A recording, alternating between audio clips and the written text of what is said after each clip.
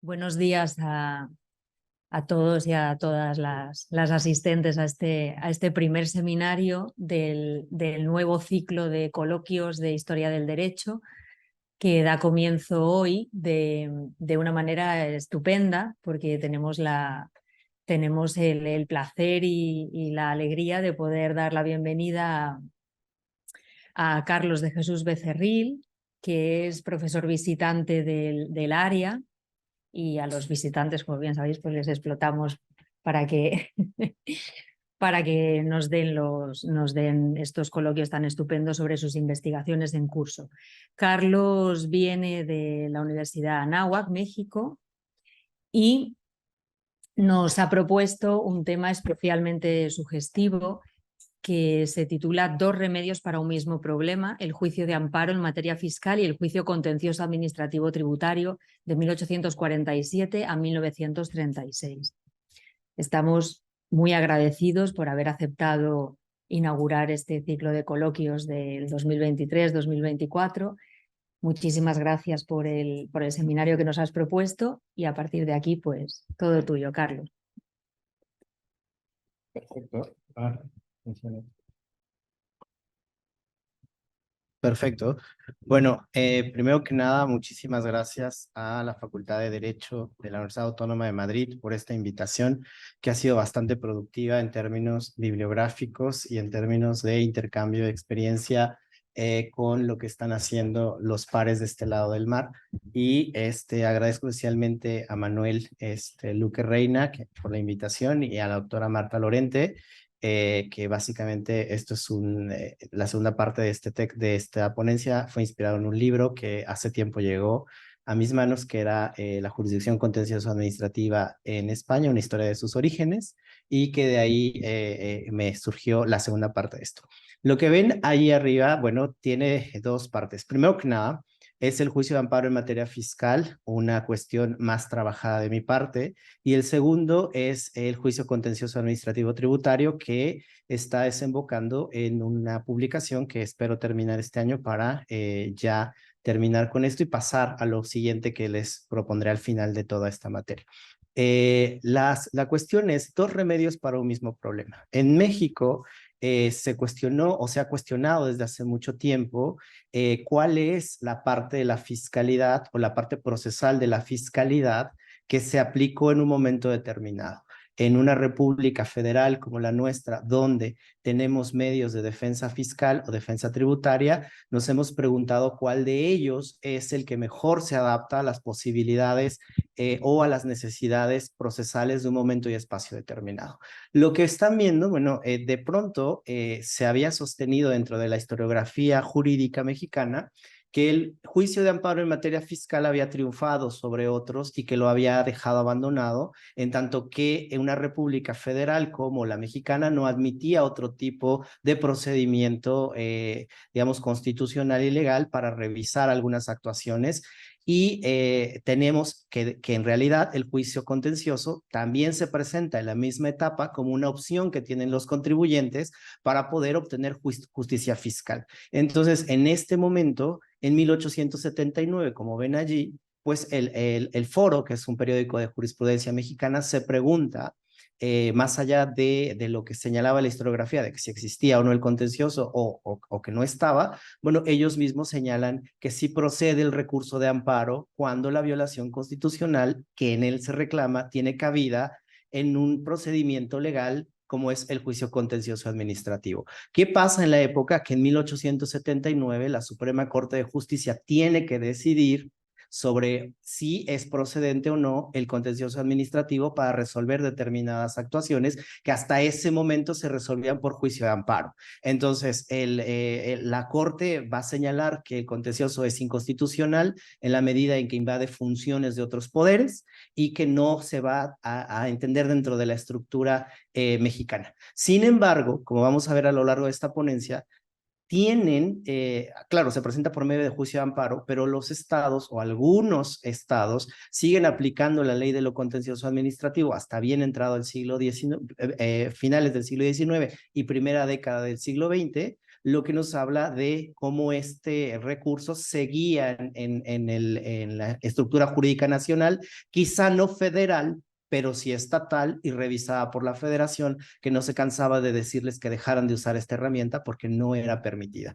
De 1847 hasta 1936, o mejor dicho, hasta 1900, sin 1900, y en realidad después va a cambiar un poco, nos vamos a concentrar en estas cuestiones que pasan en México en este momento. Primero que nada, bueno, desde el 47 en adelante tenemos un proceso de sustitución del orden jurídico virreinal por uno patrio, que desde 1821 hasta 1870 logra consolidarse solo de manera estatal. Eso es bien importante tenerlo. Es decir, el primer código civil es de Oaxaca, de 1828-29. El primer código civil federal es de 1870, entonces debemos de tener presente que en una federación como la nuestra, los estados, como son libres y soberanos, tienen mayor capacidad legislativa en torno a temas que la federación no va a tener, pero no porque no quiera, sino porque la propia federación se está peleando con los estados por implantar un régimen jurídico homogéneo. En este mismo periodo, bueno, la economía virreinal pasa de una configuración en términos de mercantilismo a una economía propiamente nacional. Entonces hay que vencer la dependencia de la trayectoria de impuestos que estaban allí y que tenían que ver con comercio exterior y pasar a los impuestos que se van a llamar directos, que el liberalismo va a aconsejar, que grave la riqueza, que sean progresivos, etcétera, pero que se van a topar precisamente con que lo que están grabando estos impuestos liberales es lo que los grandes agentes económicos no quieren que sean grabados, la propiedad grande, los intercambios comerciales de propiedad, etcétera. Entonces, también a la par, insisto, de esta sustitución de un orden jurídico virreinal a uno nacional, bueno, en materia fiscal, los contribuyentes van a encontrar dos remedios para este problema, ¿no? Y entonces, la justificación para estudiar esto viene propiamente de los economistas o de los que hacen historia económica. Marcelo Carmagnani, un investigador, ha señalado que al derecho económico lo tenemos que encontrar ya no solo en la Constitución o en las constituciones, sino que hay que rastrearlos por medio de los códigos civiles, mercantiles, mineros y bancarios, y lo más importante, dice él, sobre las sentencias del Poder Judicial de la Federación. Y lo que yo propongo también, en general, es sobre cualquier documento resuelto por una autoridad con capacidad de dirimir la norma fiscal. Y entonces lo que vamos a encontrar en esto es precisamente lo que se llamará lo que realmente se aplicó en un tiempo y espacio determinado y no la intención constitucional o legislativa que a veces suele de alguna manera no mostrarnos lo que se aplica en el día a día. Y ahorita vamos a ver cómo esto funciona. Entonces, la mayor parte de lo que estoy mostrando, lo que mostraré son sentencias de amparo y resoluciones que han emitido las autoridades fiscales para resolver una controversia. Y por eso a veces no van a concordar con lo que la legislación en general ha señalado. En este sentido, bueno, vamos a encontrar que de 1847 hasta finales del siglo XIX, lo que tenemos no es solamente lo que ya les he señalado, sino que también tenemos diversos proyectos políticos que desembocan en instrumentos jurídicos propios del sistema. En este sentido, cuando hablamos de dos remedios, es porque el diccionario del Escriche en 1852, como en 1876, señala que un remedio es la acción y el recurso, restitución, un remedio o una apelación. Es decir, tenemos dos recursos mediante los cuales podemos encontrar solución fiscal. En este mismo sentido, bueno, tenemos un primer proyecto político que de 1847 en adelante va a pelear por instaurarse, que es el proyecto jurídico o político liberal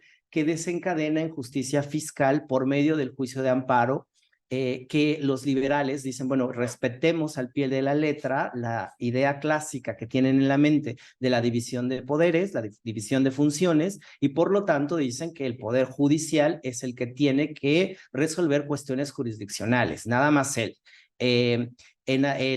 Por el otro lado, el proyecto político conservador se decanta por darle mayores facultades al Poder Ejecutivo para que resuelva sobre sus actuaciones. Y encuentran en el juicio contencioso una forma de llevar a cabo estas determinaciones. Entonces, en primera instancia, lo que están viendo allá, bueno, son estos proyectos más políticos que desencadenan en jurídicos y que van a darle a la fiscalidad una marcada actuación de acuerdo a quien lo implante. ¿A qué me refiero? Que del 47 hasta 1879, pues vamos a tener a este juicio contencioso, además caracterizado políticamente como heredero de Santana, heredero de los conservadores y por lo tanto centralizador y no respetador de la división de funciones.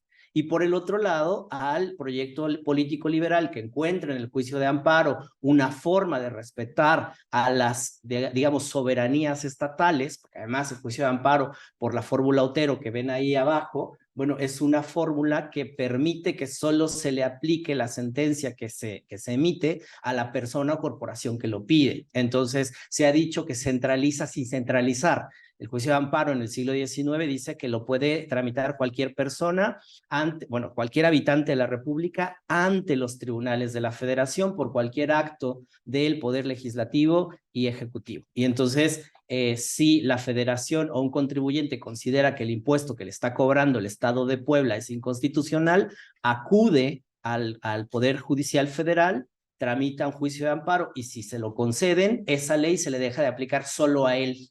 Y entonces otros siguen con ese mismo impuesto, aunque sea declarado inconstitucional. Esto soluciona de alguna forma el conflicto con los estados, porque los estados no ven amenazada su soberanía, aunque como lo han señalado estudiosos como María José Rizauzi, bueno, dentro del juicio de amparo está la sombra del centralismo todo el tiempo, porque lo ven como una especie de invasión a sus funciones sin generalizar. Por el otro lado, el juicio contencioso es caracterizado como ahorita lo vamos a ver en un texto que acabo de publicar, como una parte donde el Poder Ejecutivo trata de fortalecerse, pero invadiendo soberanías. Y entonces sufre un desprestigio porque además surge con Santana, que no es particularmente bien tratado por la historiografía, aunque últimamente ha habido bastantes estudios sobre ese periodo, y este asunto se convierte en importante porque lo que está en juego son las contribuciones que cobra la República, ya sea central o federal mexicana, que se las he clasificado en contribuciones federales cuando hay federación o nacionales cuando hay centralismo, pero que tienen que ver con cosas que dan mucho dinero.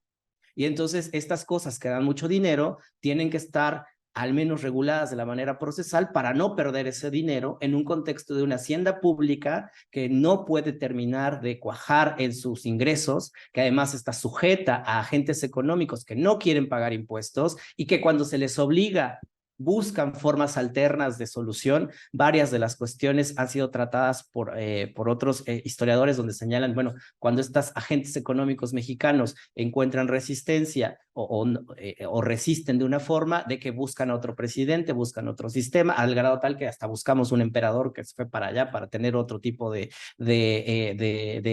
fiscalización y al final no les resultó tan bien. Pero lo que ven allí, por ejemplo, son pues una contribución al timbre, que es un impuesto que deja muchísimo. Graciela Márquez la ha llamado la columna vertebral de la fiscalidad mexicana en el siglo XIX, las contribuciones a los bienes inmuebles, la importación de mercancías y licencia de bebidas alcohólicas que se lo queda a la Federación, contra los impuestos que los estados pueden cobrar, que es esa larga lista que ven allí, que a lo mejor no la tienen, no se ve tan bien, pero es una larga lista de casi 79 contribuciones que los estados pueden cobrar sobre lo que la federación o la nación puede cobrar, y otro agente que aparece aquí, que son los municipios que pueden cobrar hasta 81 rubros, que van desde mercedes de aguas, contribución sobre pavimentos, contribución de patente y giro industrial y mercantil.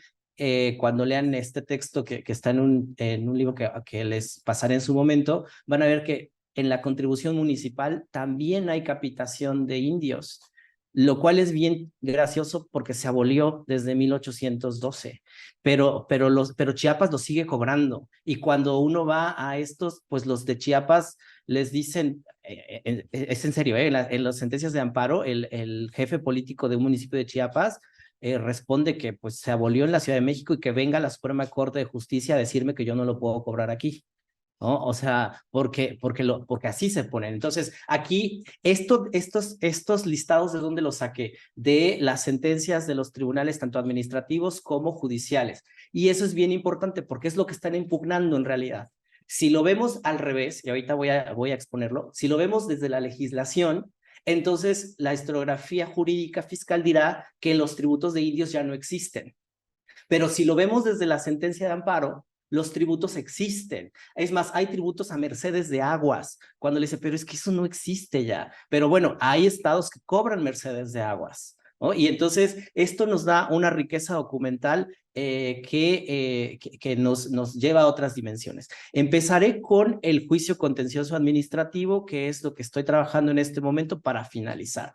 Como ustedes saben, la racionalidad administrativa en México, pues es una propuesta que se materializa en la norma en 1853 con la ley para el arreglo de lo contencioso administrativo de 25 de mayo del 53, mediante este señor que ven allí, que es Teodosio Lares, que además le fascina estar en el bando conservador y está con Santana y lo propone. Y dentro de esta ley para lo contencioso, para el arreglo de lo contencioso, señala que es parte de esto las rentas nacionales. Y dice, todo lo que sea rentas nacionales y que no tenga que ver con la constitucionalidad de la misma, sino solo con la legalidad de la misma, se va a resolver mediante esta ley ante un Consejo de Estado, en lo que se establece un tribunal fiscal, porque dice en algún momento tendremos el tribunal fiscal, pero pues no lo van a tener porque se les acaba el tiempo.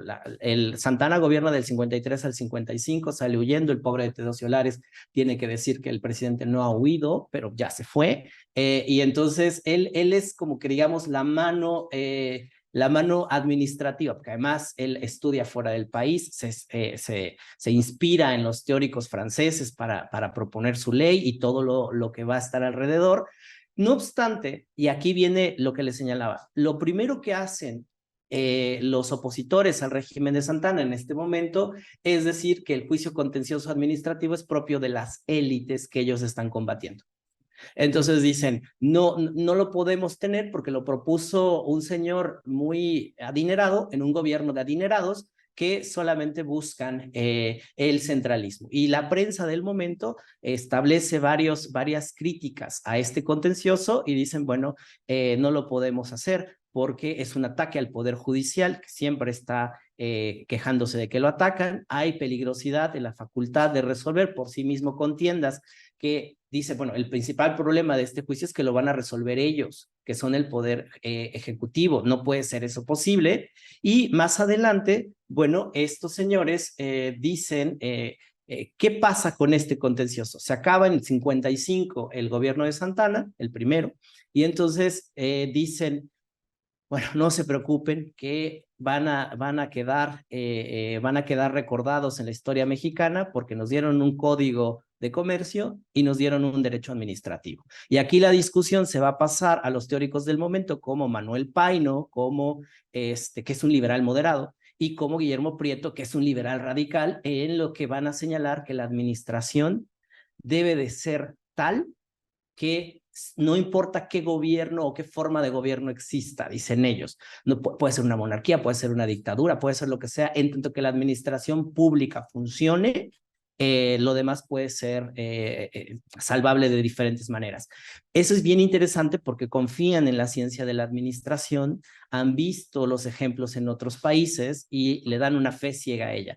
Ahora, pues en el 55 se acaba este gobierno, el de Santana, y se recupera en 58. Hay una guerra en México, la guerra de Reforma, que los centralistas llegan e instauran su gobierno. Aquí hay un conflicto de sistemas constitucionales en el espacio. Por un lado tenemos a Benito Juárez, que huye con la Constitución mexicana, la federal, y por el otro lado tenemos a Félix Zuluaga, que está en la Ciudad de México, expidiendo normas que dice se van a aplicar dentro del territorio que él controle hasta que triunfe sobre la República, lo cual no pasa porque se acaba en 60, pero una de las primeras cosas que recupera son lo contencioso de la administración relativo a las contribuciones y establece nuevamente con Teodosio Lares un manual de competencia administrativa y judicial comparada y les empieza a explicar. en 55 ustedes no entendieron que era la jurisdicción contenciosa, se las voy a explicar, ¿no? Y ese cuadro que ven ahí, dice Teodosio Lares, bueno, aquí está la diferencia entre lo que es puramente judicial y lo que es administrativo. Y empieza nuevamente con esta cuestión. Otra vez, ahí va, este triste destino, este juicio es de los tristes destinos, pues en el 60 se acaba, porque se acaba nuevamente la República Centralista, y en 1861 llega el segundo, bueno, la intervención francesa, que en 63 se convierte en imperio, y otra vez quien ven ahí con su famoso juicio contencioso administrativo es a Teodosio Lares. Otra vez está proponiendo este juicio contencioso, ahí lo ven sentado con sus amigos, hablando nuevamente que el pago y liquidación de las rentas, en este caso imperiales, dependen de la ley de lo contencioso administrativo de 1 de noviembre de 65. Pero aquí va mucho más. Todavía dice que ya hasta tiene nombres de quienes van a formar el tribunal fiscal. Ya él está a 2 pasos de fundarlo, pero de nuevo, pues se le cae el imperio en 67 y otra vez esta ley se va a algún lado del congelador. Lo importante, la jurisdicción administrativa, y solo les voy a dar el tráiler de la película para que compren el libro cuando salga. Esto se aplicó realmente. Por mucho tiempo, historiadores del derecho decían que no encontraban que el Consejo de Estado o el Tribunal Fiscal existiese o que resolviese algo. Pero una búsqueda en el archivo general de la Nación y en otros archivos estatales nos ha dado estos documentos que se los presento para que vean cómo se empieza a pedir desde 1853 que el gobierno central, en este caso el de Santana, les diga si el artículo 13 de la ley que da el fuero a la administración de los administradores se aplica y mandan un listado en este primero que ven allí que dice México pide aclaración del artículo 13, manda el señor de Chiapas precisamente, manda un listado de funcionarios que cobran impuestos y dice, todos estos ¿van a estar sometidos al artículo 13 que da el fuero de la administración, sí o no? Y entonces el centro le contesta y le dice, este sí, este no, este carácter. Bueno, y entonces comienza el primer requisito de la jurisdicción administrativa, que tenga su propia regulación los funcionarios que van a ejercerla. Luego, Zacatecas, como lo ven ahí, solicitud de Juan Laguno, dice, que se declare en 1853, perdón, en 57, si está vigente o no la ley de lo contencioso de 1853, porque en el 57 está Benito Juárez gobernando todo el país, pero Zacatecas está aplicando la ley de lo contencioso del 53 porque nunca le dijeron que se había derogado o abrogado. Entonces él lo sigue aplicando. Zacatecas está lejos de la Ciudad de México, ¿no? Entonces nunca me dijeron que no. Oiga, ¿y esto pasa con otras cosas? Sí, aquí un historiador, bueno, no era historiador, era más de derecho mercantil, Jorge Barrera Graf, dice que para el Código de Comercio pasaba lo mismo, que de pronto se encontraba que otros estados aplicaban el Código Santanista, o sea, dice, la Federación tuvo código hasta 1888, pero nosotros aplicábamos el de Santana, pues como nadie dijo que no lo debíamos de aplicar y como lo podemos usar, usábamos el de Santana. Y entonces esta concatenación yo la hago igual. Como tampoco a los estados no les dijeron que dejaran de aplicar la ley del 53, lo siguen aplicando. Nosotros sí somos libres y soberanos en ese sentido. Otro artículo, otro texto que ven allí, fíjense, vamos nuevamente a la aplicación. Expediente promovido contra Manuel Arraco en el asunto de las aguas de Tlaxpa para que pase a la sección de lo contencioso administrativo. Este ya es de 1864. Entonces, en el imperio también tenemos expedientes donde primero el Consejo de Estado que establece Maximiliano, el emperador, y luego el Tribunal Fiscal, que ya le dieron, y tiene su ley, y ya tiene sus competencias y sus facultades, tiene que resolver esto. Este es un asunto de aguas. Entonces, lo que estamos viendo es que sí existe documentación que nos señala cómo esto se fue resolviendo. En este caso, también en el imperio, lo que vamos a encontrar son asuntos que tienen que ver con contribuciones y generalmente con rentas. Ejemplo, la renta de los, bueno, es muy vicioso porque es la renta de los gallos, la renta de los naipes, todo eso se resuelve por contencioso, dicen, porque es una parte de la administración que tiene el emperador. Y luego, si nos vamos a finalizar este contencioso, bueno, no teníamos que ir hasta Zacatecas o Chiapas para ver que en la Ciudad de México el amparo pedido contra la declaración de caducidad hecho por autoridad administrativa en 1879 en Ciudad de México, también tratan de aplicar esta jurisdicción contenciosa. Y es cuando Ignacio Vallarta, un jurista mexicano, dice, a ver, basta, no pueden seguir aplicando eso porque no está dentro de la estructura mexicana. Y sin embargo, tienen que resolver por medio de juicio de amparo que esta jurisdicción no debe aplicarse. Y dice Vallarta muy groseramente, dice, a ver, nosotros no tenemos el sistema atrasado que tienen en España, que donde tienen el contencioso. Nosotros somos más de Estados Unidos, porque además él se fue a estudiar a Estados Unidos y ahí trabajó mucho tiempo. Entonces, cuando ve el contencioso, dice, eso no es propio de un sistema judicialista como el nuestro. Y ejemplifica con leyes de Inglaterra, con leyes de Estados Unidos, y dice, esto solo se aplica en esos países donde tienen cosas que nosotros no tenemos. La declara inconstitucional y a partir de ese momento, ha señalado la historiografía, no se aplica, pero como lo hemos visto en otras disposiciones, tenemos en 1882 que otro estado lo sigue aplicando y la Corte le responde, pero en el 79 ya les dijimos que no. Y él dice, bueno, usted, a ver, lo que pasa con la jurisprudencia mexicana es que no es obligatoria hasta 1908. Entonces, antes, dicen ellos, es solamente como consulta académica, como consulta de lo que se puede hacer, y entonces los estados, básicamente, soy muy exagerado, pero básicamente le dicen, usted diga misa, yo lo sigo aplicando. 1882, 1889, llega otro expediente y la Suprema Corte nuevamente dice, ¿por qué usted está trayendo un caso a la Suprema Corte donde se trata de si un municipio tiene facultad de resolver sobre su reglamento interno? Dice, pero es que usted no tiene facultades jurisdiccionales. Bueno, sigue el proceso. 1908, hay otro expediente donde también por juicio de amparo la Suprema Corte no se cansa de decirles, dejen de hacerlo. ¿Ok? Y eso es bien interesante porque lo siguen haciendo, más allá de esto que en términos de neoinstitucionalismo se llamaría dependencia de la trayectoria, que es difícil que una institución deje de usarse cuando ha estado ahí. Por lo tanto, y además citan la ley del 53, la de Lares, que es bien interesante. Por lo tanto, en este sentido, en materia contenciosa, vemos cómo siguen aplicándose estas. En el libro que estoy terminando, que estoy haciendo con la UNAM para este asunto y que va a servir para una tesis de doctorado sobre derecho fiscal, hay al menos una recopilación de 150 amparos que logré recopilar, donde diferentes autoridades municipales, estatales, interponen juicio de amparo porque no les quieren reconocer sus facultades de aplicación de la ley de lo contencioso del 53. Y solamente son los que llegaron a la Suprema Corte. No sé lo que, ahí necesito un séquito de estudiantes de doctorado que me ayuden a hacerlo para los estados, porque yo me imagino que si lo que llegó a la federación son 150 casos, no me imagino cuántos hay en cada estado y entre más lejos de la federación debe ser mucho más complicado.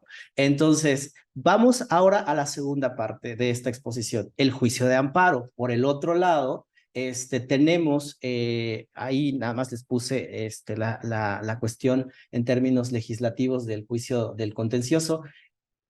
Veamos esa fecha 1936 porque nos va a llamar mucho la atención ahorita que termine de exponer, pero veamos el juicio de amparo.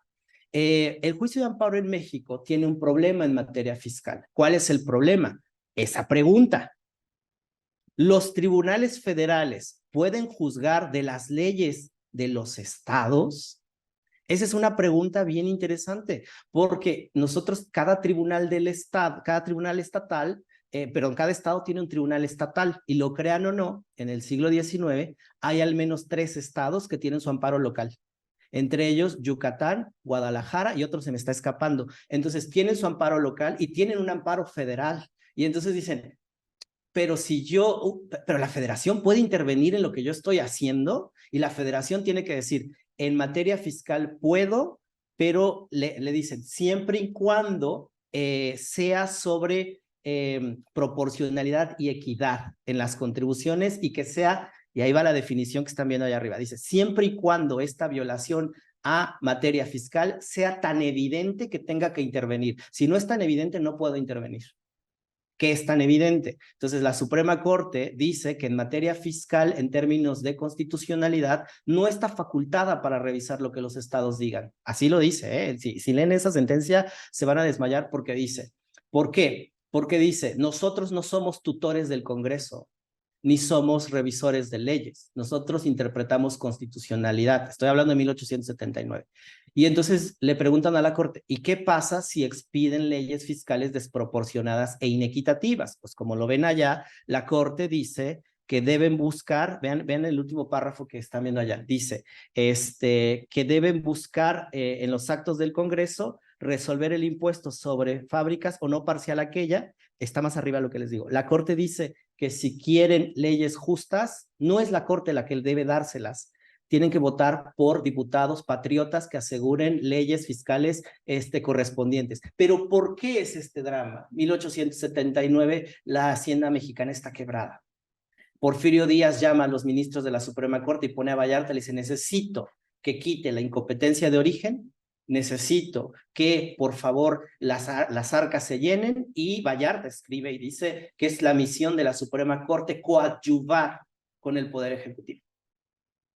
No le digan esto a mi presidente de ahora porque no le gusta mucho esa parte de que la Corte coadyuve. Pero Vallarta dice sí. Vallarta dice que tiene que coadyuvar hasta que las arcas mexicanas estén bien. Pero ¿qué hacen los contribuyentes? No se quedan sentados esperando a que esto suceda. En esta época se desarrollan dos tipos de amparo: amparo contra leyes y amparo contra procedimientos. Ellos dicen, pero contra procedimientos, ¿sí? Entonces, si no puedo reclamar la inconstitucionalidad de un cobro, puedo reclamar el proceso para llevar a cabo el cobro. Y entonces lo que vemos es que empiezan a interponer amparos. Si ven las gráficas, si ven esta gráfica que ven ahí, empiezan a interponerlos desde básicamente 1870, pero cuando hay periodo de reforma, ejemplo, vean, 1881 es cuando se establece la moneda de cobre en México. Y entonces empiezan a interponer porque, ojo, las oficinas de Hacienda no aceptan el pago en moneda de cobre. Y entonces los contribuyentes dicen, pero si usted expidió la moneda de cobre, ¿por qué no acepta la moneda de cobre? Entonces van a interponer amparo por la moneda de cobre. Sí, es surreal todo lo que pasa ahí. Luego, cuando en el 87, también ahí tienen, 1877, tienen otro problema, 1897, tienen otro problema con cambiar de patrón plata. Están empezando a ver si cambian de patrón plata a patrón oro, también hay ese problema. Pero si ven allí quiénes son los que más interponen amparos, son Jalisco y Puebla, que son los dos estados. Aquí saqué el Distrito Federal, pero Jalisco y Puebla es donde hay más amparos interpuestos, pues son los estados donde hay mayor productividad, tanto mercantil como industrial. Entonces es lógico que interpongan estos juicios. ¿Por qué? Porque ahí es donde se da más. ¿Qué personalidad jurídica tienen los causantes? La mayoría son personas físicas y una minoría es persona moral, lo que tiene que ver también con digamos, un diseño de las prácticas mercantiles del momento. Todavía se siguen haciendo negocios por una persona única y pocos acuden a la parte de persona jurídica colectiva. El género de los quejosos, también eso viene en la sentencia. La mayor parte son hombres y una minoría son mujeres, pero aquí hay una cuestión que se debe destacar. La Suprema Corte, en varios amparos, al principio señalaba que las mujeres, de acuerdo al Código Civil del momento, tenían que litigar con el varón más próximo que estuviera junto a ellas, o que tenían una capacidad jurídica restringida. Varias mujeres dicen, en los amparos, dicen, yo no tengo derechos ciudadanos. Y la Corte les dice, efectivamente. Y ellas responden, entonces no tengo obligaciones fiscales. Y entonces la Corte responde, en la materia fiscal sí tienen, porque no son personas, no son hombres ni mujeres, son contribuyentes.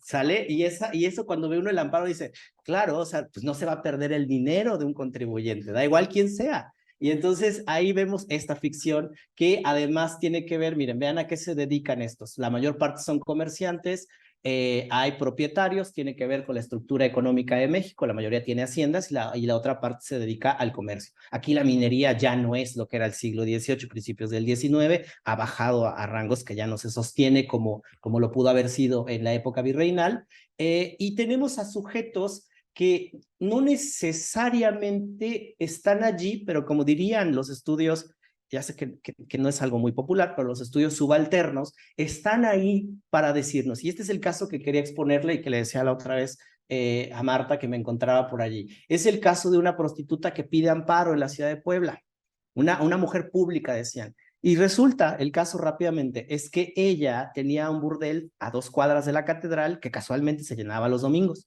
Entonces, este burdel era muy popular y ella había pagado un derecho de patente por giro industrial y mercantil, el normal que se paga.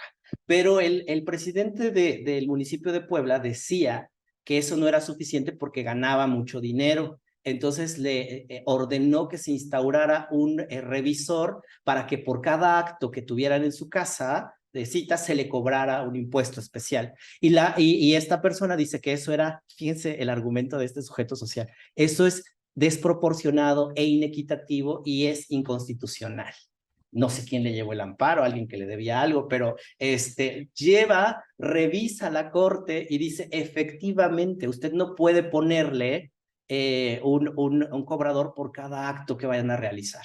Y si leen la sentencia, bueno, les va a dar mucha risa porque ya dice, bueno, la mayor parte no viene por actos, hay unos que nada más los abrazan, etcétera, etcétera. Entonces, la sentencia de amparo, y ahorita voy con mis conclusiones, la sentencia de amparo no solo revela lo de la legislación, sino también revela prácticas sociales del momento, ¿no? Y aquí yo tuve que utilizar a algunas personas que estudian a estas casas. Al final pierde el amparo, pero no porque estuviera mal tramitado, perdón, no por el contenido, sino por el trámite. Claro, es una estrategia que utilizan, que no, en vez de una copia, entregó más o algo así, y por debido proceso se lo quita.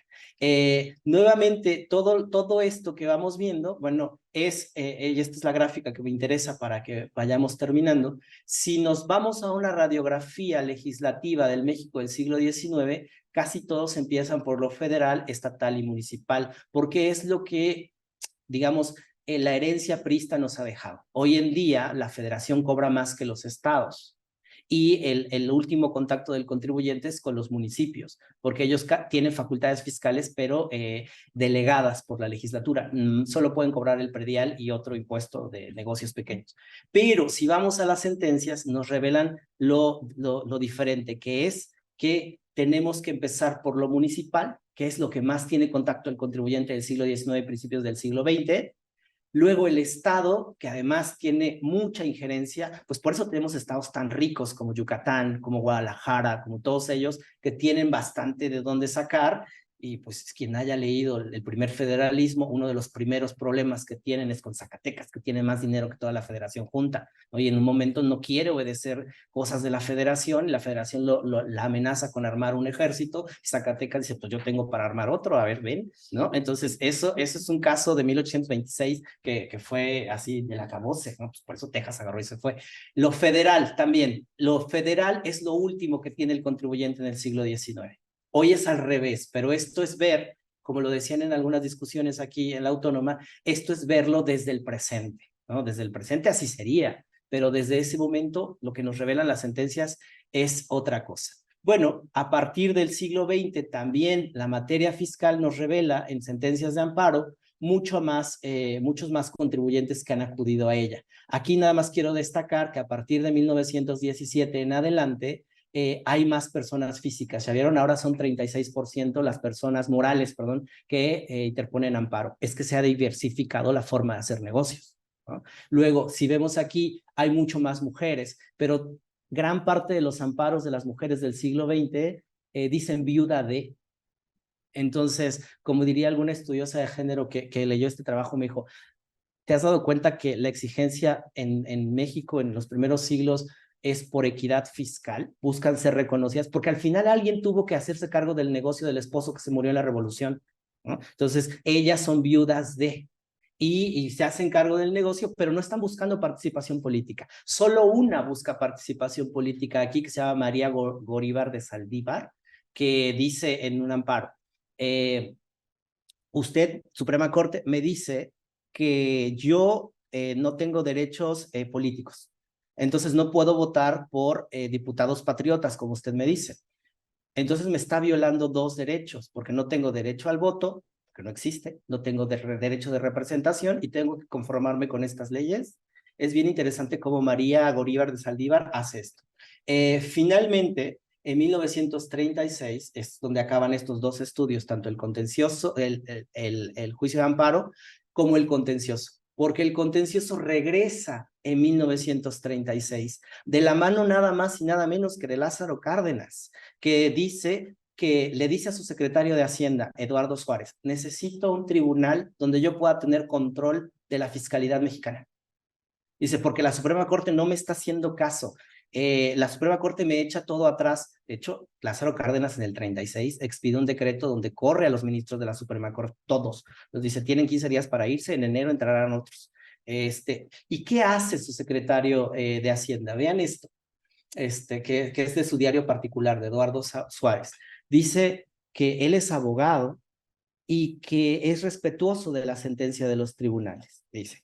Con eso, la Secretaría en función, la que tenemos, hizo un código fiscal, y dice, y además, al mismo tiempo, instituye un tribunal para justificar los actos del Ejecutivo en materia fiscal, el Tribunal Fiscal de la Federación, y lo adorné con la designación de una persona que su formación profesional y por su rectitud inmaculada era una compleja garantía de justicia en México. Sí, él está diciendo que este tribunal va a ser para que el presidente controle la materia fiscal. No, y dice además, pero además me encanta, lo adorné con una persona, y es Carrillo Flores el primero, que es un gran administrativista en México, pero pues yo creo que Carrillo Flores no leyó esto hasta que se publicó en 1970, o sea, me dijeron, lo hemos usado a usted para tener esto. Y claro, en 1900, y Lázaro Cárdenas es el padre del presidencialismo mexicano, y se convierte en el titular de la fiscalidad, de lo agrario y lo laboral, nada más y nada menos, ¿no? Para concluir, bueno, ¿qué nos dice esto de todo lo que hemos visto hasta este instante en estas comparaciones? Bueno, primero, tenemos un sistema tributario mexicano que responde a las intenciones del Poder Ejecutivo en turno. Eso es cierto. Los jueces son bien importantes, sí, pero la mayoría de ellos responde al Poder Ejecutivo. Porque Vallarta, este es un caso real, Vallarta llega en 77 y se va en 80 y dicen que en 3 años hizo más que John Marshall en 30 años en Estados Unidos. Dice, sí, nada más que cuando analizamos la vida de Vallarta, Porfirio Díaz le había prometido que él iba a ser el próximo presidente. Y Vallarta, pues agarra, cuando se termina su lapso, pues a Vallarta, ¿saben dónde lo dejan? Chiflando en el cerro, porque no se hace presidente. Lo dejan ahí y lo engañaron. Entonces, él le tuvo que hacer todo el drama al Porfirio Díaz, y cuando le dijeron, usted me va a sustituir, el otro se hizo loco y lo dejó ahí. Lo interesante de Vallarta es que él se oponía al amparo de las comunidades indígenas, porque decía que iban en comunidad. ¿Saben qué terminó haciendo cuando ya no tenía trabajo? Defendiendo comunidades indígenas. Yo me imagino que se lo sabía. Luego, los contribuyentes y el juicio contencioso administrativo tienen dos remedios en este mismo instante. A partir de 1879 hasta 1936, todos los males fiscales se resuelven por el juicio de amparo, y a partir de 36 el contencioso regresa. Se pretende arreglar por la vía jurisdiccional el problema de las competencias, aunque no se puede todavía, ni siquiera en 36. Las competencias siguen siendo de los estados y federación. Eso es un arreglo que va a ser más tarde. Regresar al contencioso administrativo tiene un fin político, ¿no? Controlar la fiscalidad. Y finalmente, bueno, creo que la fuente judicial como herramienta de análisis de la fiscalidad nos permite entender que antes los abogados y los historiadores lo más que llegaban a hacer era analizar doctrina y legislación. Y hoy estamos analizando la parte procesal de la fiscalidad. De hecho, los invito al próximo 13 de diciembre, vamos a tener el Instituto Mora, el coloquio Derecho Procesal y Fiscalidad de Nueva España y México, donde estamos escogiendo partes de lo procesal para que nos ejemplifiquen qué es lo que pasaba a ras de tierra, como yo lo digo. Y ahora, voy a finalizar con esto. ¿De aquí para dónde van los estudios de procesal fiscal? Pues, ¿qué creen? Siglo XIX. Hay autoridades que dicen, no tienes ni que ir al contencioso ni al juicio de amparo, lo podemos arreglar aquí adentro. Y entonces, ahora lo que estoy estudiando son los recursos administrativos internos que aconsejan que no te vayas a esto. Entonces, eso es bien interesante porque justifican y dicen, a ver, este es un expediente que es de un comerciante español que se llama Ramón de la Cajiga, que el pobrecito fue a pedir que le devolvieran lo que había pagado en exceso y fue al tribunal y el tribunal le responde que no es ahí, va a otro, dice que no es ahí y la autoridad interna le dice, es que usted no tiene que ir a ninguno de ellos, nosotros lo podemos resolver aquí adentro. Entonces, esta es la nueva vertiente que nos está llevando en lo procesal fiscal, el recurso interno. Entonces, se convierte en una amalgama de juicios con carácter de jurisdiccional y ahora con recursos administrativos internos que tienen la misma potencialidad. Yo aquí lo que estoy encontrando es que sí llegaban arreglos que no necesariamente eran del todo conocidos y también me permite señalar que estos juicios, como ya lo he hecho en otros espacios, son bastante elitistas en el sentido de que quien los interpone, quien genera riqueza y que además está obligado a pagar impuestos. Y entonces los chiquititos también pagan impuestos, pero lo pueden arreglar porque no tienen un abogado, porque no saben de dónde ir y porque no tienen dinero. Entonces van con la autoridad interna y la autoridad interna les va a decir que se lo arregla. Pero yo sospecho, no sé por qué, que la autoridad interna algo ganaba al arreglarles internamente sus recursos, ¿no? Porque si con el amparo se ponen así, no sé cómo se pondrían acá. Y finalmente, pues este es el panorama de la investigación que les vengo a presentar. Esto.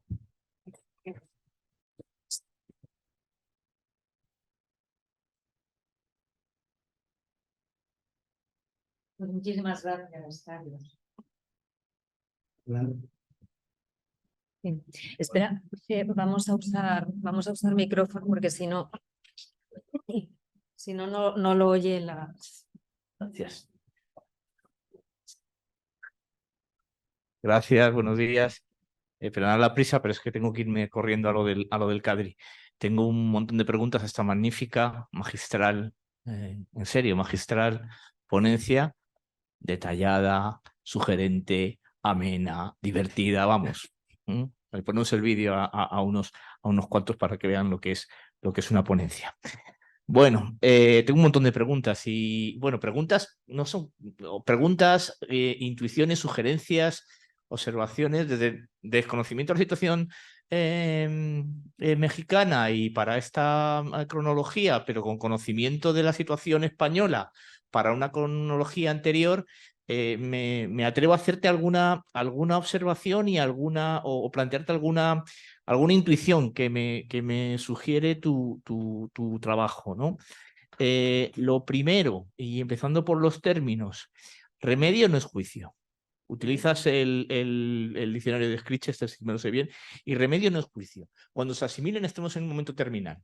Y yo creo que ese es el puntum dolens, ¿sabes? Aunque sea conceptual, que debe sobrevolar cualquier estudio que nos atrevamos a hacer sobre el particular. Un remedio no es una actuación judicial. No pone fin no altera la situación jurídica de las partes. No es contradictoria. Okay. Puede ser efectuada en antiguo régimen por cualquier sujeto, aunque no sean magistrados. Pero los magistrados también actúan remedios. Juicio de amparo, firma aragonesa, aprehensión aragonesa, decreto ordinario gallego, cualquier interdicto posesorio menos los de nuevos diezmos. Todos estos son remedios. Es interesante porque si desde la perspectiva de que un remedio no es un juicio, a la pregunta con la que empiezas tu exposición y dices, ¿es posible establecer un juicio de amparo contra... No. Imagínate, remedio de amparo contra la actuación de un... Por supuesto, contra un procedimiento, por supuesto, porque es un remedio contra otro remedio. Contra una actuación procedimental, no contra las leyes, pero contra esa actuación meramente provisional. Por poner el parangón con la situación española, que un poquito más me la sé, yo creo que, no sé, la intuición y también la sugerencia tiene que ver más bien con tensiones de conflictos, si queréis, o de competencias entre jurisdicciones. La situación, me corrige Antonio, es tenemos en una situación en la que hay unas autoridades que no pueden operar sino con remedios y están desprovistos de la capacidad de hacer juicios, pero esos remedios son importantes, ¿eh? No es sobre cosas pequeñas, es sobre rentas. Más allá corrijo una cosa, más allá que por el valor, el argumento es, hombre, no podemos permitir que se entorpezcan los recursos con los que se salva la nación, la ley de la salvación de la nación, la suprema ley, y habilita esos remedios. Tenemos esas autoridades que no son capaces, que están despojadas, aunque no se les atribuye la cualidad de magistrados, la adquieren con la jurisdicción contenciosa administrativa y, a diferencia de lo que pasa en España, en la segunda mitad del siglo en México desaparece, aquí se mantiene. Pero al desaparecer, tenemos para la segunda mitad del siglo XIX, esto es una intuición simplemente, que es una locura, tenemos para la segunda mitad del siglo XIX una situación en México que es parangonable a la que teníamos en España corrígeme Antonio, entre 1832 y 1845, cuando las autoridades no tenían esa facultad de juzgar lo que provisionalmente primero habían establecido. ¿Vale? Me paro, que tengo más preguntas, pero te hago llegar el libro con las... Gracias, gracias. Quizás, sí, yo creo que quizás, ¿te parece si acumulamos intervenciones y luego... Sí, sí, sí. Vamos a usar el...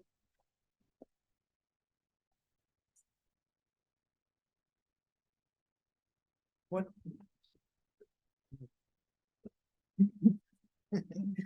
Bueno, Carlos, por supuesto, muchísimas gracias y te felicito de verdad. Y recuerda que yo soy como las testigas, no podemos mentir. O sea, que es de verdad. Aquí tengo yo muchas preguntas, pero preguntas de ignorante en este caso, no preguntas porque sean críticas a tu trabajo. Claro, la primera idea. Estamos hablando de las contenciosos de Hacienda, pero claro, la administración tiene más contenciosos que los de Hacienda. Quiero decir, la creación de una jurisdicción administrativa en Francia y luego después aquí en España no diferencia contenciosos. Eso en primer lugar. Por lo tanto, la pregunta es, cuando se plantea el tema del contencioso, ¿se está refiriendo exclusivamente a los de Hacienda o se está repitiendo esa pregunta, ¿no?, en más espacios ocupados por la administración, ¿no? Primera pregunta. Segunda pregunta también de ignorante. Claro, si estamos hablando de contencioso, es decir, atribuido a la misma administración, ¿no? Juzgar a la administración significa también administrar, ¿no?, lo de siempre. Para eso se necesita una jerarquía de tribunales, y esa jerarquía de tribunales que se implanta muy bien en Francia, entre otras cosas porque a los franceses les pone nerviosísimo cualquier idea de federación. Es decir, es que eso se puede implantar en Francia justamente porque se han sentado las bases de la destrucción de cualquier otra línea que no sea la de los departamentos. Si no limpias ese espacio, no puedes establecer una jerarquía de instancias. Claro, no vale con poner un tribunal o un consejo de Estado, es que no vale. O pones una línea, o si atribuyes a los cuerpos tradicionales la jurisdicción, estamos otra vez como siempre. Una buena obra española que normalmente es mala, ¿no? Y una buena obra mexicana, ni te cuento cómo puede ser. Quiero decir, de confusión, ¿no? De confusión. Y ya tercera cuestión, y con esto me callo. Yo, claro, debe ser por mis manías, pero a mí me gustan mucho algunos trabajos de Barragán Barragán. Claro, Barragán Barragán te está diciendo que a finales del siglo XIX, principios del XX, todavía muchos amparos conllevaban responsabilidad. Conllevaban responsabilidad. Entonces, claro, de nuevo, un amparo, si yo no lo conozco, un amparo antes de la Constitución de 57, que es donde se discute, o me parece que es antes, se discute si los amparos tienen responsabilidad o no, y al final le quitan la responsabilidad. Claro, pero un poquito antes, si en el 57 se discute, quiere decir que antes ni siquiera se plantea. O sea, que los amparos, los que sean, ¿no? Llevan responsabilidad. Claro, si hay una cosa que caracteriza la jurisdicción contenciosa administrativa, es bloquear la responsabilidad del funcionario. Entonces, quiero decir que ahí, yo no sé cómo es eso, ¿no? Pero ahí a mí me parece que es un problema. Quizá son manías mías, porque eso es lo que yo he estudiado y he llegado a la conclusión, bueno, pues, es decir, que el amparo es la reformulación constitucional y pulida de mecanismos propios del antiguo régimen. Claramente, claramente. Eso sí, eso no quiere decir nada. Pero no es que vengan de Aragón, como dicen algunos, ni Aragón, ni Algustía, ni nada. Pero sí son mecanismos propios, propios de esto. Que se reformulan, porque vamos, no hay ninguna constitución mexicana del periodo del 24, ninguna, que no incluya en su articulado el juicio por infracciones. Esos son mecanismos de exigencia de responsabilidad. Y eso funciona, bueno, mutatis mutandis, como amparos. Y luego después va, en ese sentido, Barragán, por eso digo que me gusta la escuela de Barragán. No me gusta la locura esa del Justicia de Aragón y esas tonterías que dice, ¿no? Pero bueno, y a mí me parece que en tu exposición, digamos que me parece apasionante, y lo último ya me parece increíble, no atendías a este, digamos, a este problema que son muy pesados. Un sistema federal no aguanta cascada jerárquica de instancias, de ninguna manera. Primera cosa.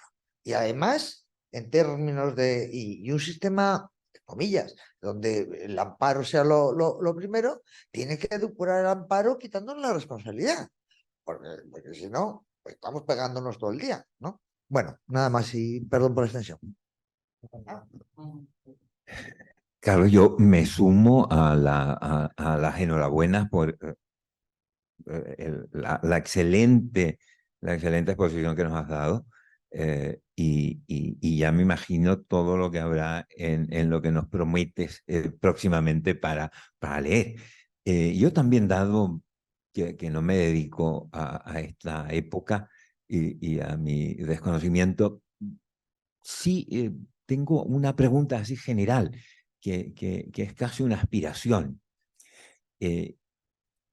Después de todo lo que has trabajado tú viendo precisamente los juicios de amparo, ¿te has preguntado si quedas conforme con la historia que existe sobre el juicio de amparo en México? ¿Te satisface la historia que la cultura jurídica mexicana ha construido o ha descrito sobre el amparo en México? Porque yo creo que tú estás desde una perspectiva muy concreta en unas condiciones magníficas como para plantearte desde esta perspectiva a lo mejor una revisión del propio juicio de amparo. Disculpa, del propio juicio de amparo, entre comillas, en la línea de la última observación de Marta. Yo, desde mi desconocimiento y también desde la periferia de la periferia, que era ese reino de Chile, en su momento me resultó particularmente interesante para el siglo XIX estudiar el amparo que existía en Chile en el siglo XIX. Y que, claro, tenía su origen en una obra que es la del Conde de la Cañada. Y que está relacionado en parte también con lo que mencionaba Fernando, la idea del amparo con ese nombre como un remedio, y como un remedio que tiene desde el siglo XVIII, porque es un remedio del antiguo régimen, un especial campo de aplicación en materia de impuestos. El rey tiene un ejercicio de protección tuitiva mediante el cual ampara al vasallo al cual se le intenta extraer impuestos que no debe pagar o que se les debe cobrar excesivamente. El Conde de la Cañada, en esta obra que es de finales del XVIII, no es el único. Rezábal y Ugarte, que trata sobre el impuesto de las lanzas y medias anatas, también habla del amparo. Y claro, esta historia tan rupturista a veces, que es la que intenta explicar el amparo mexicano, nos hace perder matices que yo creo que con trabajos como el tuyo, con exposiciones como la tuya, comenzamos a recuperar. Y olemos allí muchísimo, digamos, por decirlo simplemente, muchísimo antiguo régimen, muchísimo antiguo remedio.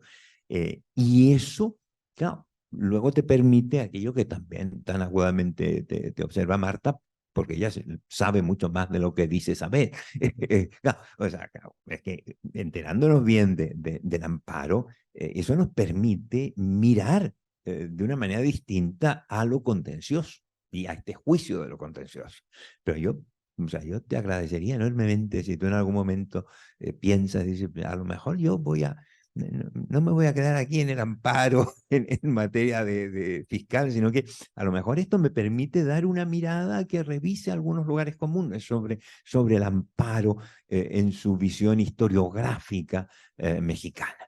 Pero, y nuevamente acabo simplemente, o sea, mi enhorabuena más calurosa y amplia de lo que soy posible, porque me parece excelente tu trabajo. Muchas gracias. Gracias, Carlos. Aquí Antonio Manuel. No me entiendo las gracias a tu gran intervención, porque la gente que sabe ya te lo ha dicho, ¿no? Ha sido magnífica. Yo empiezo con mis varias preguntas que en realidad tienen que ver con una serie de observaciones que vienen de la lectura de algunos de tus trabajos y de lo que nos has presentado hoy aquí. Y empiezo por la parte final, porque claro, tú cuando llegas a una de las cosas que a mí me parecen más interesantes, que cuando monta Lázaro Cárdenas, ¿no? Ese tribunal fiscal y pone en marcha una jurisdicción contencioso administrativa para Hacienda, llamas eso el regreso de la jurisdicción contencioso administrativa de Hacienda. Contencioso administrativo para la parte de Hacienda. Claro, esto es una pregunta que va un poco contra, bueno, no contra, sino para preguntarte hasta qué punto tú tienes bien clara esa tesis de que ha habido jurisdicción contenciosa administrativa antes. Porque en tus textos, pero también en la intervención, en algunos momentos haces pasar como sinónimo la jurisdicción contencioso administrativa de una determinada noción de lo que es contencioso administrativo, que parece que de vez en cuando emerge en algunas reivindicaciones, siempre insertos en procesos de amparo, ¿no? Que yo creo o sea, que has ido por la buena línea y que hay que ir por la línea de ver en cuántos estados ocurre eso y efectivamente cuántos son los casos en los que se intenta fundamentar que existe un contencioso administrativo o que se aplica la ley del ARE, pero a mí me parece que en muchos casos no pasa de una mera estrategia procesal que además no suele resultar, no suele dar efectos a quien lo intenta, ¿no? Porque, claro, cuando Vallarta en el 79 dice eso de que no hay contencioso administrativo porque no cabe el contencioso administrativo en México, él se está pronunciando, y esto lo hemos hablado más veces, ¿no? Sobre un caso que ha llegado a él a través de un amparo. Es decir, él no puede estar diciendo en ese momento no hay jurisdicción contencioso administrativa, porque es evidente que no la hay, porque hacen falta tribunales, hace falta una estructura para eso. Entonces, claro, lo único que ocurre es que tampoco es bueno decirle a los juristas del momento que te están diciendo que o al propio Lares, ¿no? Que el contencioso administrativo existe, decirle que eso no es contencioso administrativo, no es absolutamente contrafáctico, y eso sí que es proyectar. Claro, él está convencido de que está implantando en el 53 una ley de lo contencioso administrativo en México. Los medios que tiene para ponerlo en marcha son bastante reducidos, y en 2 años, ¿no? Eso acaba. Entonces, mi pregunta primera tiene que ver, ya en el plano concreto de las dudas que tengo. Lázaro Cárdenas ahí está pensando, porque monta solo un Consejo de Estado, no monta tribunales, estatales, no caben los estados en ese momento. ¿Cómo de posible ves tú esa, ¿no? O cómo de realista ves tú una ley que nombra un Consejo de Estado para resolver todos los asuntos contenciosos administrativos dentro de su definición de contencioso administrativo? Es una cuestión, ¿no? Inabordable la cantidad de pleitos que se pueden generar ahí. Claro, la noción de contencioso administrativo que él utiliza, eso sí que prende y que sí que se va a seguir utilizando. Pero a mí me parece que el distinto contexto, da igual que se esté en momentos más centralistas o menos de la estructura política mexicana, en ningún momento va a dar. Por tanto, y pasando a la segunda pregunta concreta, por si tú te la tienes formulado o tienes pensado de una forma más o menos consistente en torno a eso. Hasta 1936 no regresa el contencioso administrativo, para lo que te has dicho, o no hay un contencioso administrativo. Lázaro Cárdenas, ¿por qué en ese momento sí tiene la fuerza suficiente? O sea, esto es una pregunta en realidad que es muy simple, pero que creo que va un poco... O sea, porque en ese momento ya tiene la capacidad de un ejecutivo fuerte, ¿no? Ahí ya han pasado muchas cosas, ¿no? Ahí ya han pasado muchas cosas. Pero, muy bien. Va, perfecto. Rápidamente lo haré como las películas de Star Wars, de atrás para adelante, adelante para atrás. A ver, ¿qué pasa? Es Santana el que lo trae.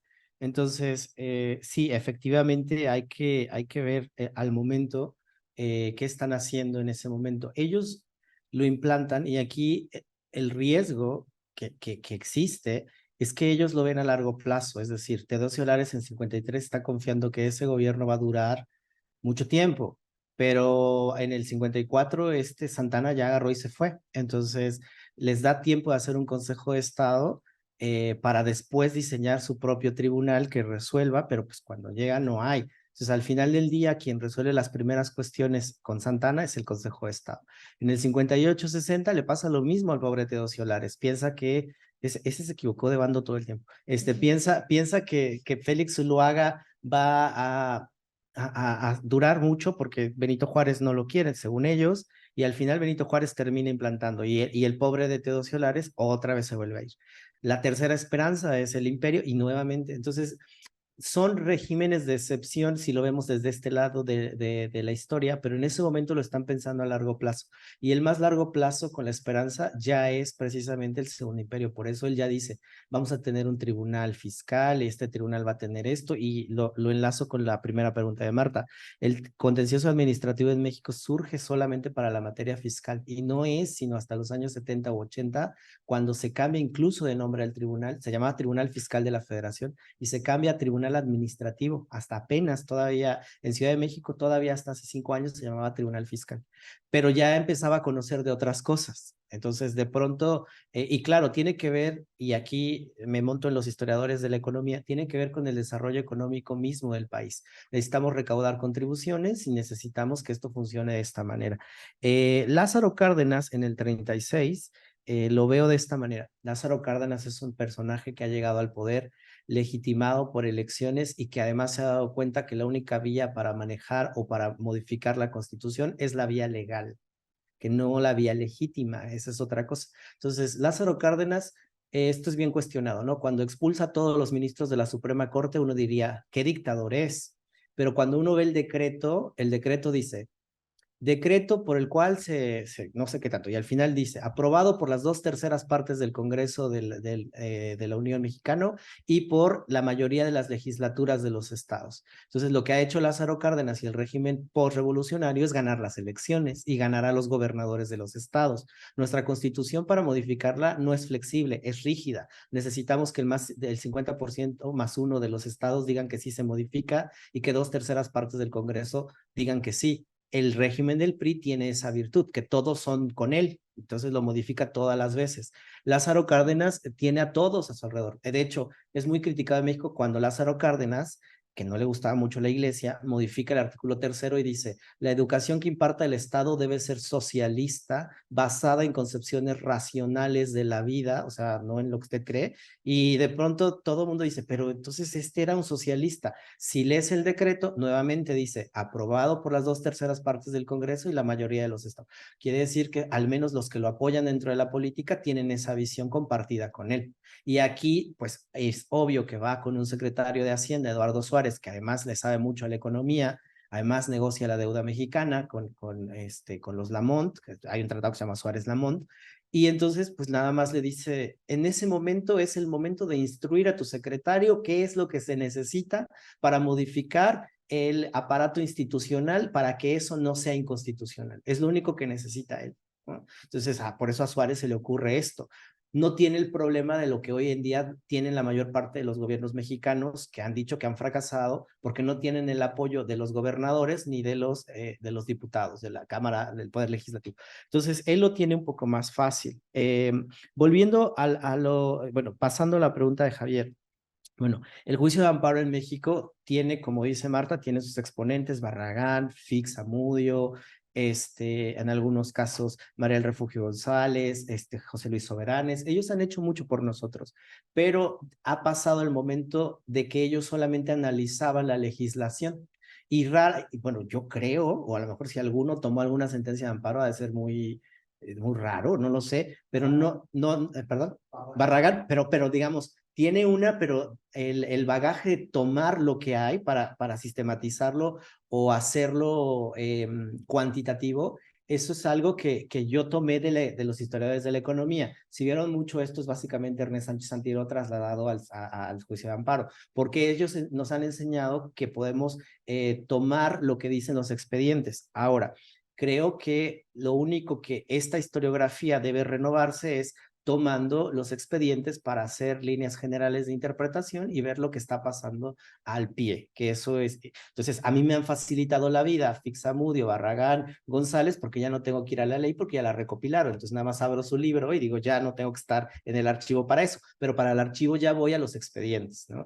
Ahora, ¿qué pasa con el juicio de amparo? Les voy a poner dos casos. Uno en materia penal, que la profesora María José Rizaus y yo hicimos un texto que ya tiene mucho tiempo, que se llama Amparo y Pena de Muerte en México, donde también los actores de la época hay que tenerlos presentes, ¿no? De pronto, Vallarta en 1853 escribe un tratado contra la pena de muerte. Y cuando lo nombran ministro de la Corte, uno de los litigantes le dice, oiga, pues usted tiene un libro en el 53 que dice que está en contra de la pena de muerte y usted está aplicando la pena de muerte. Y él responde, dice, bueno, cuando yo juré esta constitución dije que la iba a aplicar y sabía que existía la pena de muerte, entonces no puedo no aplicarla, ¿no? Entonces esa es una cuestión interesante. Y para el amparo del siglo XX, sí, también es bien interesante ver cómo hay sujetos sociales que estas sentencias nos dicen para dónde. En México, esto es polémico, pero es histórico, en México se prohibió a los de Sonora casarse con chinos, porque decían que degeneraban la raza mexicana, no sé qué es eso. Entonces, el gobierno de Sonora, si se creían alemanas, el gobierno de Sonora dijo en un momento lo siguiente, queda prohibido que los mexicanos, que los individuos varones de raza china se casen con mexicanas.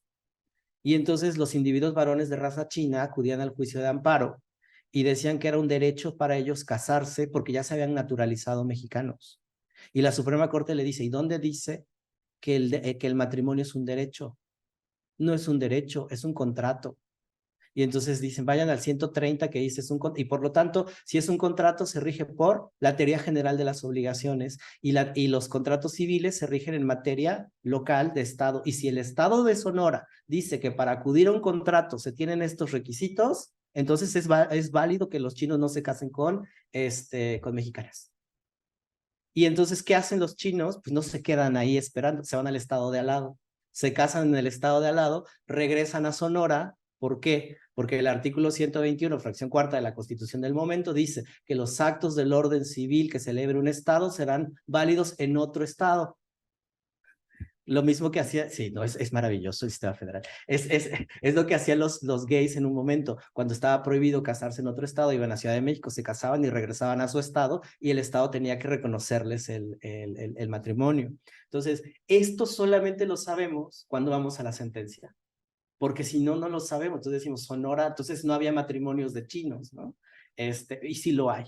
Entonces, eso sería la única cosa que yo diría para la historiografía del juicio de amparo, ir a esto. Segundo, más espacios, dice Marta, bueno, el tema de la responsabilidad, sí es bien importante el tema de la responsabilidad. En muchos casos en el amparo se traslada, pues sí, tienen su responsabilidad administrativa, pero se traslada a cuestiones más de forma. Ejemplo, se sanciona a los funcionarios por interpretar la norma de manera diferente a lo que se les ha señalado. Y una bien interesante, también se sanciona, y aquí es responsabilidad, pero para los litigantes.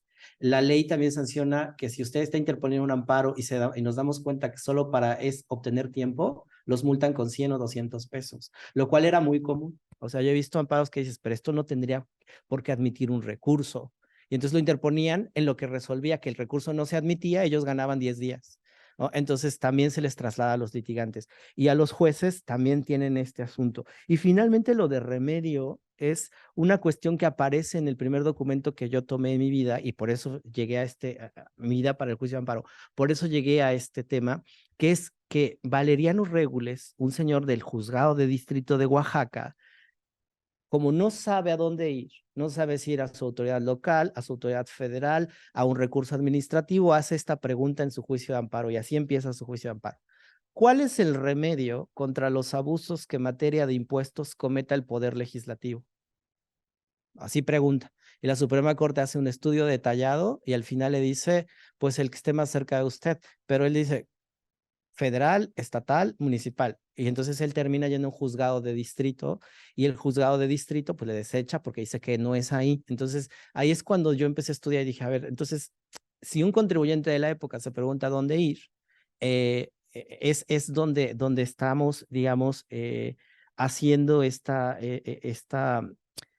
paridad de la época. Ellos mismos se están preguntando a dónde ir. Es una confusión procesal bien interesante. Entonces, en resumidas cuentas, ¿qué más tengo acá? Alguien decía, sí, esto es una reformulación del antiguo régimen. Pues la verdad es que sí, Marta, es decir, tienen medios procesales que están buscando solucionar problemas, ¿no? Solucionar problemas del día a día, problemas bien interesantes. Entonces, Vallarta tiene que hacer eso y no hay a ver, Vallarta tiene un problema cuando se le estudia. Lo estudiamos como si fuera un gran ministro y que es impoluto y no se mueve y entonces no comete ningún acto indebido. Pero Vallarta está pensando en su futuro y Vallarta está pensando en legitimar al régimen que lo ha llevado a ser ministro de la Corte. Lo primero que hace Vallarta es quitar la incompetencia de origen. No sé si aquí existe eso, pero allá decía que una autoridad no puede ser obedecida si no llegó al poder por los medios que la Constitución señala. ¿Por qué a Porfirio Díaz le interesa quitar eso? Porque él llega mediante una revuelta y una revolución y tira al gobierno de José María Iglesias, lo tira y él se declara presidente sustituto cuando tenía que ser el José María Iglesias. Entonces, lo primero que los litigantes harían sería no obedecer a Porfirio Díaz porque llegó por medios no constitucionales. Entonces, por eso le dice a Vallarta, a ver, arregle esto, porque si no, no me van a obedecer. Y ahí está el caso del Amparo Morelos, varios textos. Entonces, sí, o sea, aquí tiene que ver, y con esto finalizo, tiene que ver con la viabilidad financiera misma del Estado mexicano, ¿no? O sea, ellos no están pensando, sí están pensando cómo legitimarlo, pero al final del día tienen que dar una respuesta para que este Estado mexicano no caiga en la ruina financiera. Entonces, esa sería la gran virtud de la fiscalidad, visto como un medio más allá de control constitucional, sino como un medio de solución de controversias en materia fiscal que permita al Estado porfiriano sobrevivir y que permita al Estado postrevolucionario sobrevivir y que permita al Estado revolucionario seguir con esto. profesor del Colegio de México me dijo que hace falta la parte 2 de este tema, que sería el amparo fiscal en México desde 1940 hasta la caída del PRI en el 2000. ¿Qué pasa con ese amparo fiscal? Y la tercera parte, ¿qué pasa cuando llegan los derechos humanos? En 2011, ¿no? Ahora hay derechos humanos de los contribuyentes, que no entiendo.